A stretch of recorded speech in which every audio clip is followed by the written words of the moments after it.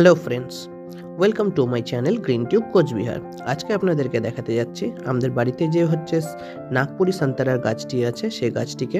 আর এখানকার মধ্যে near about 18টার কাছাকাছি সান্তারা এখনও ধরে আছে। আর এখন অগস্ট মাস, তো এখনও ফল পুরোপুরিভাবে গ্রিন কালারের আছে। আর যেহেতু বর্ষাকাল চলছে, তো তার জন্য পরে বুঝতেই পারছেন যে সান্তারাগুলাকে ম্যাচিউর হতে অনেকটা টাইম লাগবে। আর এখন আস্তে আস্তে করে সেপ্টেম্বর মাস এসে গেছে, তো সান্তারার সাইজটাও বড় হয়েছে, প্লাস অ্যাজ ওয়েল অ্যাজ সান্তারার যে কালারগুলো সেটাও কিন্তু একটু অরেঞ্জের দিকে কিন্তু যাচ্ছে, কিন্তু এখনও কিন্তু ফুললি ম্যাচিওর কিন্তু হয়নি। তো ম্যাচিওর হতে হতে নভেম্বর টাইম অবধি ওয়েট করতে হবে, নভেম্বর মাস অবধি। তো নভেম্বরের দিকে এটা গিয়ে ফুললি ম্যাচিওর হয়ে যাবে, আর তখনই গিয়ে আমরা কিন্তু হারভেস্ট করব। তো বেসিক্যালি আজকে আপনাদেরকে যে জিনিসটা বলতে যাচ্ছি, যে এই যে নাগপুরি সান্তারার গাছ আছে, এটা বাড়িতে ছাদ বাগানের জন্য সবথেকে বেস্ট ভ্যারাইটি আমি বলবো। এর সাথে সাথে অরেঞ্জের অন্যান্য ভ্যারাইটিগুলোও আছে, সেগুলোও আপনারা বাড়িতে বসাতে পারবেন। তো যে জিনিসটার ব্যাপারে বলছিলাম আজকে, তো এই নাগপুরি সান্তারা যে আছে, এটা মোটামুটি জানুয়ারি ফেব্রুয়ারির টাইমে ফ্লাওয়ারিং দেয়। তারপরে আস্তে আস্তে কিন্তু গাছটির মধ্যে ফুল আসা শুরু হয়ে যায়, আর ফুল আসার পরে পরে কিন্তু ফলে কনভার্ট হওয়া শুরু হয়ে যায়। তো ফল হওয়ার পরে পরে যেহেতু এগুলা একটু বৃষ্টি প্রয়োজন পড়ে, আর জানিয়ে নিই সিট্রাসের যে গাছগুলো যে আছে সেটার একটু টাইম লাগে এগুলাকে ম্যাচিওর হওয়ার জন্য। তো মোটামুটি 8 থেকে 9 মাস টাইম লেগে যায় এটাকে ফুললি ম্যাচিওর হওয়ার জন্য। আর এখন আপনারা দেখতে পাচ্ছেন এখন কিন্তু অক্টোবর মাস, আর ওয়েদারও খুব সুন্দর আছে। আর আমাদের যে গাছটি আছে সেটার কালারটাও কিন্তু খুব সুন্দর হয়ে গেছে, মানে গাছের মধ্যে যে ফলগুলো আছে সেগুলো কিন্তু খুবই সুন্দর হয়ে গেছে।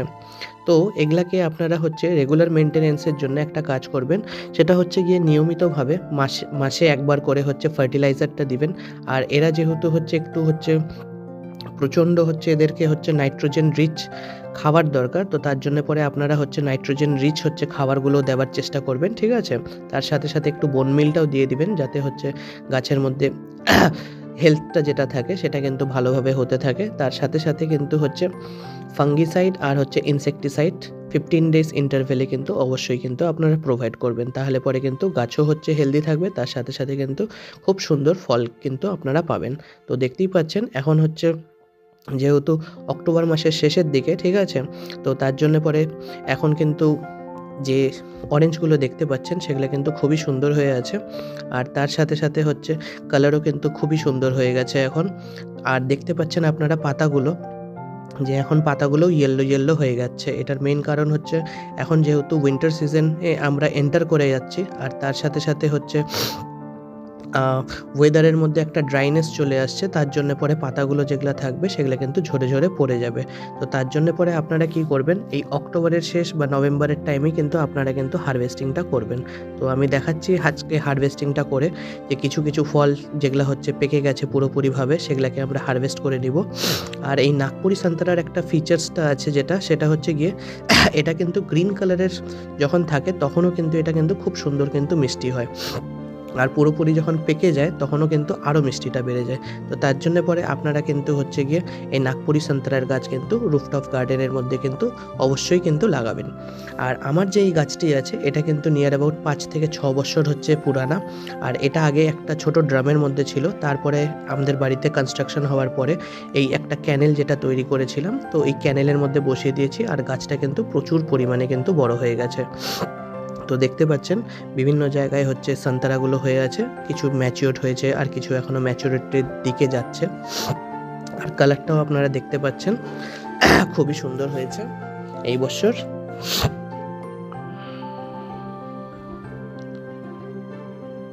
তো উইন্টারের ফল হিসাবে আপনারা কিন্তু সান্তারা বা যে কোনো অরেঞ্জের যে গাছ আছে সেটা কিন্তু আপনারা আপনাদের ছাদ বাগানে কিন্তু অবশ্যই বসাবেন, আর কিন্তু এই সুন্দর সুন্দর কিন্তু অরেঞ্জ কিন্তু পেতে পারেন। তো আমি দেখাচ্ছি একটা হারভেস্ট করে।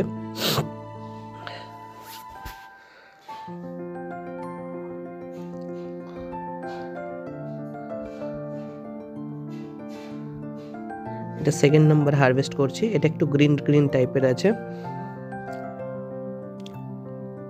আরও গাছের মধ্যে অন্যান্য কমলাগুলোও আছে, কিন্তু এগুলাকে এখন হারভেস্ট করব না, এটাকে কিছুদিন পরে হারভেস্ট করব।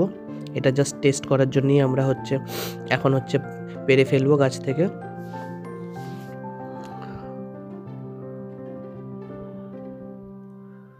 তো দেখতে পাচ্ছেন অরেঞ্জের যে সাইজটা আছে সেটা কিন্তু হচ্ছে খুবই সুন্দর হয়েছে।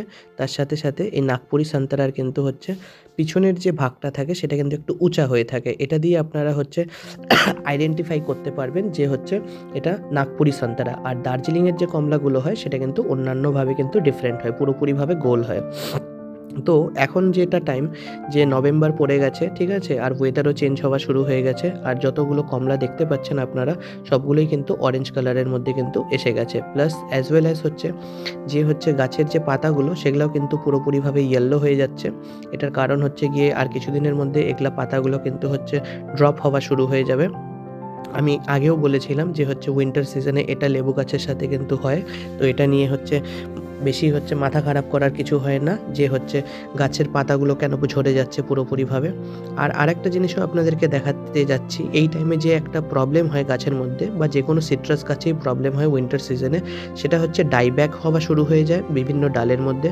আর সেকেন্ড নাম্বার যেটা জিনিস হয় সেটাকে বলা হয় গোমোসিস। আরেকটা হচ্ছে রোগ আছে যেটা কিন্তু লেবু গাছের মধ্যে কিন্তু খুব নর্মালি কিন্তু আমরা দেখতে পারি। তো এটার জন্য পরে বেশি হচ্ছে টেনশন করার দরকার নেই। এটার জন্য দুটো কাজ করতে হয়। একটা হচ্ছে ফাঙ্গিসাইড আমরা হচ্ছে যদি রেগুলার পরিমাণে যদি দিতে থাকি তাহলে পরে কিন্তু কোনো রকম সমস্যা হবে না। আর যে ডাইব্যাকের যে সমস্যাটা আছে সেটার জন্য পরে আমাদেরকে যে হচ্ছে ডালগুলো আছে সেগুলোকে কিন্তু কেটে দিতে লাগে। তো এখন দেখতেই পাচ্ছেন আমার বাবা হচ্ছে এন্টায়ার হচ্ছে যতগুলো ফ্রুট আছে সবগুলোই হচ্ছে হারভেস্ট করে নিচ্ছে। কারণ হচ্ছে এখন যদি হারভেস্ট যদি না করা হয় তাহলে পরে কিন্তু গাছের একটা প্রবলেম হয়ে যেতে পারে। সেটা হচ্ছে গিয়ে গাছকে যদি এই টাইমে যদি রেস্ট না দেওয়া হয় তাহলে পরে কিন্তু নেক্সট যে সিজন আসবে জানুয়ারি ফেব্রুয়ারির টাইমে তখন কিন্তু গাছের থেকে ফল পাওয়া কিন্তু খুব মুশকিল হয়ে যাবে। তো গাছকে প্রপার রেস্ট দেওয়ার জন্য পরে কিন্তু আমাদেরকে এই কাজটা করাটা খুবই দরকার যে টাইম মতন করে কিন্তু হচ্ছে হারভেস্টিংটা আমাদেরকে করে নিতে লাগবে, 1 নাম্বার। আর 2 নাম্বার জিনিস যে আছে সেটা হচ্ছে এই টাইমে হচ্ছে লেবু গাছকে হচ্ছে ডরমেন্সি পিরিয়ডের মধ্যে এন্টার করে, যেহেতু কোল্ড সিজন বা উইন্টার সিজন চলতেছে, ঠিক আছে? তো তার জন্য পরে আপনাদেরকে করতে হবে কি যে গাছের মধ্যে ফলগুলো হচ্ছে পুরোপুরিভাবে হচ্ছে পেরে নিয়ে আপনাদেরকে কাজ করতে হবে কি সেটা হচ্ছে গিয়ে গোবর সার বা ভার্মি কম্পোস্ট, ঠিক আছে? তারপরে বোন মিল যে ফার্টিলাইজারগুলো হচ্ছে অ্যাভেলেবেল আপনাদের কাছে থাকবে, ঠিক আছে? তো সেই ফার্টিলাইজারগুলো কিন্তু গাছের মধ্যে গাছের গোড়াটাকে হচ্ছে পুরোপুরিভাবে খুঁড়ে দিয়ে ওটার মধ্যে কিন্তু মিক্সড আপ করে দিয়ে দিবেন। এটার মেইন কারণ হচ্ছে গিয়ে পরবর্তী টাইমে যেহেতু অর্গানিক সারেরই কথা আমি বলছি, এখানে কোনো আমি হচ্ছে কেমিক্যাল সারের কথা বলছি না, ঠিক আছে? এটার মেইন কারণ হচ্ছে এই অর্গানিক্যালি যদি আপনারা প্রডিউস করেন তাহলে কিন্তু হচ্ছে আপনাদের গাছের হেলথও খুব ভালো থাকবে আর ফ্রুটও কিন্তু হচ্ছে খুবই সুস্বাদু হবে। তো তার জন্যই বলছি যে অর্গানিক সারগুলোকে ডিকম্পোজ হতে প্রচুর টাইম লেগে যায়, তার জন্য পরে কিন্তু আপনারা এই কাজগুলো করবেন। আর দেখতেই পাচ্ছেন তার সাথে সাথে যে অরেঞ্জের হচ্ছে কালারগুলো আর তার সাথে এই যে অরেঞ্জের মধ্যে যে শাইনটা এটা কিন্তু খুবই দরকার। কারণ হচ্ছে গিয়ে এগুলা অর্গানিক্যালি যদি আপনারা প্রডিউস করতে পারেন তাহলে পরে কিন্তু এই শাইনটা কিন্তু অনেকটা হচ্ছে খুব ভালো থাকে। আর দ্বিতীয় নম্বর জিনিস যেটাকে বলে শেলফ লাইফ, ঠিক আছে? যে আপনারা বাড়িতে যদি এটাকে কিছু দিনের জন্য রেখে দিন, ঠিক আছে? তাহলে পরে মোটামুটি 7 থেকে 10 দিন খুব ইজিলি কিন্তু বাড়ির মধ্যে থেকে যাবে। তো এটার জন্য পরেই বলছিলাম যে অর্গানিক হচ্ছে ফার্টিলাইজারের হচ্ছে প্রয়োজনটা পড়ে। তো দেখতে পাচ্ছেন এখন গাছটিকে পুরোপুরিভাবে তো আমরা কিন্তু হচ্ছে এই গাছটিকে এখন আরেকটা যেটা কাজ করব সেটা হচ্ছে গাছটিকে প্রুনিং করে দিব। কারণ এত বড় হাইট আমরা রাখবো না, নাহলে পরবর্তী সিজনে হচ্ছে হারভেস্ট করা কিন্তু হচ্ছে খুবই মুশকিল হয়ে যাবে।